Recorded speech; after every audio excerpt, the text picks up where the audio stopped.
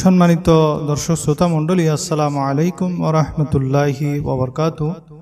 আজ আমি এই মাসে লা হাওলা ওয়ালা কুওয়াতা ইল্লা বিল্লাহ কিভাবে পড়বেন, কখন পড়বেন, কতবার পড়লে আল্লাহ তাআলা গায়েবী সাহায্য দিবেন, সকল দারিদ্রতা দূর করে দিবেন, সকল বিপদ থেকে মুক্তি দিবেন, সকল দুঃখ মুসিবত হটিয়ে দিবেন, সব ধরনের রোগ অসুস্থতা থেকে শেফা দান করবেন, তা আলোচনা করব। এবং এই মাসে কেন এই জিকিরের এত গুরুত্ব তাও আলোচনা করব। আশা করি এই ছোট এবং সহজ জিকিরটির নিয়ম জেনে নেবেন আর আমল করে নিজের ভাগ্য পরিবর্তন করবেন। জিলহজ মাস বড়ই বরকতময় একটি মাস। এ মাসে পৃথিবীর বুকে এমন একটি ঘটনা ঘটেছে যা দ্বিতীয় আরেকটি ঘটেনি। আল্লাহকে খুশি করার জন্য খলিলুল্লাহ নিজ সন্তানের গলায় ছুরি চালাতেও দ্বিধাবোধ করেনি। মূলত হযরত ইব্রাহিম খলিলুল্লাহ আলাইহিস সালাম নিজের জান মাল সব আল্লাহর কাছে সঁপে দিয়েছেন। আর এই সঁপে দেওয়ার শিক্ষা আছে এই জিকিরে, তা হলো লা হাওলা ওয়ালা কুওয়াতা ইল্লা বিল্লাহ। বান্দা যখন বলে লা হাওলা ওয়ালা কুওয়াতা ইল্লা বিল্লাহ, তখন আল্লাহ তাআলা সাথে সাথে জবাব দেন, আসলামা আবদি ওয়াস্তাসলামা। বন্ধু, তুমি আমার কাছে সঁপে দিয়েছ, আমিও সঁপে নিয়েছি। খলিলুল্লাহর সেই স্মৃতিকে তাজা রাখার জন্য কিয়ামত পর্যন্ত উম্মতে মুহাম্মদীর জন্য কোরবানিকে ওয়াজিব করা হয়েছে। এই মাস হজের মাস, কোরবানির মাস, আরাফাতের ময়দানে অবস্থানের মাস, তাকবীরে তাশরিকের মাস, বেশি বেশি নফল ইবাদত, নফল রোজার মাস, জিকির আজকারের মাস। এই মাসে কিভাবে লা হাওলার জিকির করবেন, আজ তা বিস্তারিত আলোচনা করব। যাদের কোরআন মুখস্থ নাই, কোরআন পড়তে পারে না, তাদের জন্য সুখবর হলো আবু দাউদ শরীফের 832 নং হাদিস হযরত আব্দুল্লাহ ইবনে আবু আওফা রাদিয়াল্লাহু হতে বর্ণিত। তিনি বলেন, এক ব্যক্তি নবী করিম সাল্লাল্লাহু আলাইহি ওয়াসাল্লামের নিকটে এসে বলেন, আমি কোরআন মুখস্থ করে রাখতে পারি না, অতএব আমাকে এমন কিছু শিক্ষা দিন যা কোরআনের পরিবর্তে যথেষ্ট হবে। তখন নবী করিম সাল্লাল্লাহু আলাইহি ওয়াসাল্লাম তাকে বললেন, তুমি বলবে সুবহানাল্লাহ, আলহামদুলিল্লাহ, ওয়ালা ইলাহা ইল্লাল্লাহ, ওয়াল্লাহু আকবার, ওয়ালা হাওলা ওয়ালা কুওয়াতা ইল্লা বিল্লাহ। তখন ওই ব্যক্তি বলেন, ইয়া রাসূলুল্লাহ, এই সব জিকির তো আল্লাহর জন্য, আমার জন্য কি? জবাবে নবী করিম সাল্লাল্লাহু আলাইহি ওয়াসাল্লাম বলেন, তুমি এই সব জিকির করার পর বলবে আল্লাহুম্মা ইরহামনি, অর্থাৎ হে আল্লাহ আমাকে রহম করো, ওয়ারযুকনি, হে আল্লাহ আমাকে রিজিক দাও, ওয়া আফিনি, হে আল্লাহ আমাকে নিরাপত্তা দাও, ওয়াহদিনী, হে আল্লাহ আমাকে হেদায়েত দাও। অতঃপর হাদিসের রাবি বলেন, ওই ব্যক্তি এগুলো হাতের আঙ্গুলে গণনা করেন, করতে করতে চলে যান। তখন নবী করিম সাল্লাল্লাহু আলাইহি ওয়াসাল্লাম ফরমালেন, এই ব্যক্তি উত্তম বস্তু দ্বারা তার হাত পরিপূর্ণ করেছে।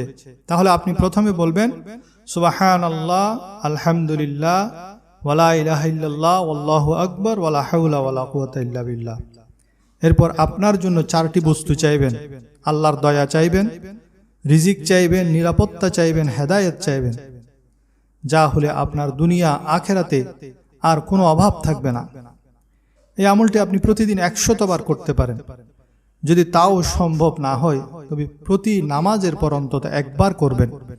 বুখারী শরীফের 6384 নং হাদিস, আল্লাহর নবী বলেন, লা হাওলা ওয়ালা কুওয়াতা ইল্লা বিল্লাহ হলো কানজুম মিন কুনুজিল জান্নাহ, বেহেশতের রত্ন ভান্ডার সমূহের অন্যতম।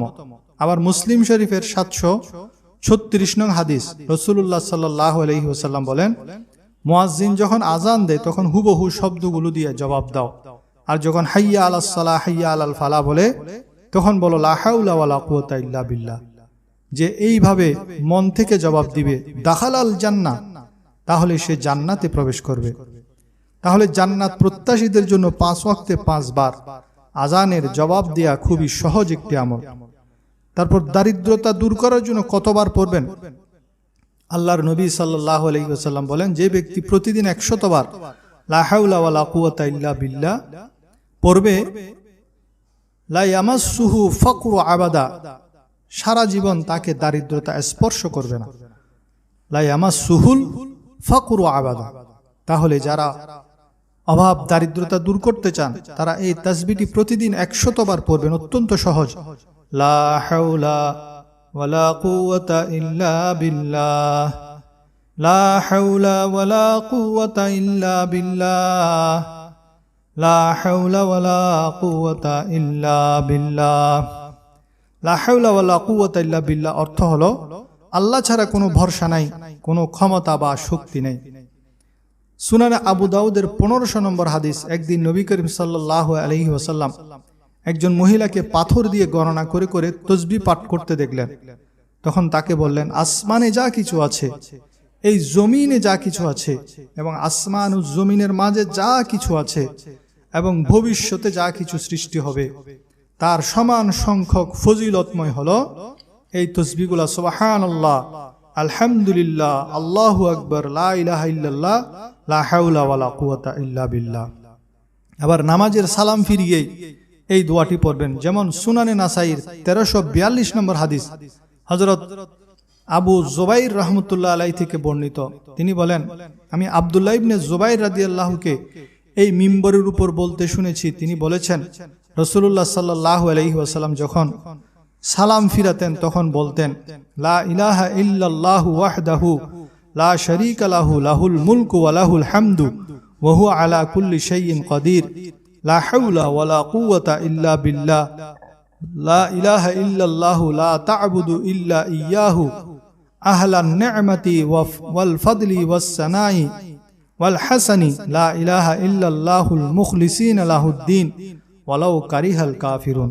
তাছাড়া সুনানে নাসাইর 1622 নং হাদিস, হুজুর পাক সাল্লাল্লাহু আলাইহি ওয়াসাল্লাম তাহাজ্জুদের নামাজে যে দীর্ঘ দোয়া পড়তেন, তাতেও সর্বশেষে লা হাওলা ওয়ালা কুওয়াতা ইল্লা বিল্লাহ এটা দিয়ে শেষ করতেন। যেমন তিনি বলতেন, আল্লাহুম্মা লাকাল হামদু আনতা নূরুস সামাওয়াতি ওয়াল আরদ ওয়া মান ফীহিন্না ওয়া লাকাল হামদু আনতা কাইয়ামুস সামাওয়াতি ওয়াল আরদ ওয়া মান ফীহিন্না ওয়া লাকাল হামদু আনতা মালিকুস সামাওয়াতি ওয়াল আরদ ওয়া মান ফীহিন্না ওয়া লাকাল হামদু আনতা হাক্কুন ওয়া ওয়া'দুকা হাক্কুন ওয়াল জান্নাতু হাক্কুন ওয়ান নারু হাক্কুন ওয়াস সাআতু হাক্কুন ওয়ান নাবিয়্যুনা হাক্কুন ওয়া মুহাম্মাদুন হাক্কুন লাকা আসলামতু আলাইকা তাওয়াক্কালতু ওয়া বিকা আমানতু ওয়া বিকা খাসামতু ওয়া ইলাইকা হাকামতু গফিরলি মা কদ্দামতু ওয়া মা আখারতু ওয়া মা আ'লানতু আনতাল মুকদ্দামু ওয়া আনতাল মুআখারু লা ইলাহা ইল্লা আনতা ওয়া লা হাওলা ওয়া লা কুওয়াতা ইল্লা বিল্লাহ।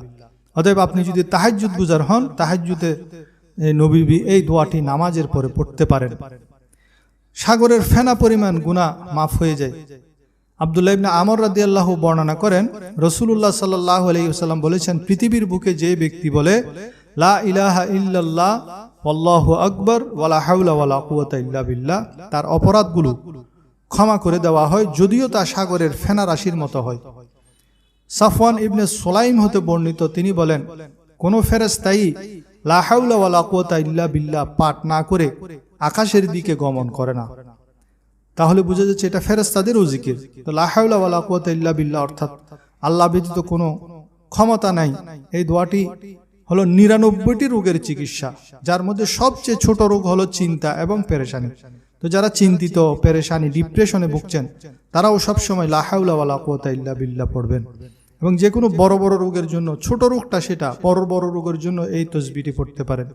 প্রসিদ্ধ তাবি হযরত মাকহুল রাহমাতুল্লাহ আলাইহি বলেছেন, যে ব্যক্তি লা হাওলা ওয়ালা কুওয়াতা ইল্লা বিল্লাহ ওয়ালা মানজা মিনাল্লাহি ইল্লা ইলাইহি পড়বে, আল্লাহ তাআলা তার থেকে 70 প্রকারের কষ্ট দূর করবেন, যার মধ্যে সবচেয়ে ছোট কষ্ট হলো দারিদ্রতা। আল্লাহ তাআলা আমাকে এবং আপনাদেরকে লা হাওলা ওয়ালা কুওয়াতা ইল্লা বিল্লাহ এর জিকিরের মাধ্যমে এসব অফুরন্ত নিয়ামত এবং বরকত হাসিল করার তৌফিক দান করুন। আমিন।